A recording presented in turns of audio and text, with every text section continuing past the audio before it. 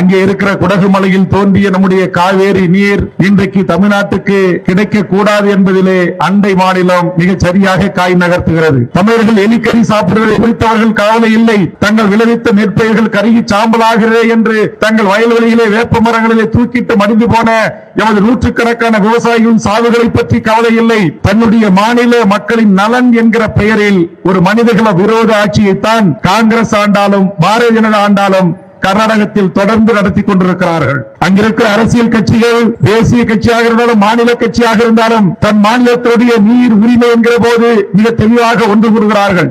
இந்திய நாட்டிற்கு பிரதமராக இருந்து இந்திய நாட்டின் அனைத்து மக்களையும் ஒரு குடையங்கி ஒரு தாய் மக்களாக காக்கப்பட வேண்டிய தலைமை அமைச்சர் பொறுப்பில் இருந்த தேவகவுடா அவர்கள் தன் வீட்டில் கர்நாடக நாடாளுமன்ற உறுப்பினர்களை அழைத்து கர்நாடகத்தில் இருக்கிற ஒன்றிய அமைச்சர் என்று சொல்லக்கூடிய மத்திய அமைச்சர்களை அமைத்து அவர் கூட்டம் நடத்துகிறார். தமிழ்நாட்டுக்கு நாம் ஒரு சொட்டு தண்ணீரை திறந்துவிடக் கூடாது என்று சொல்லுகிறார்.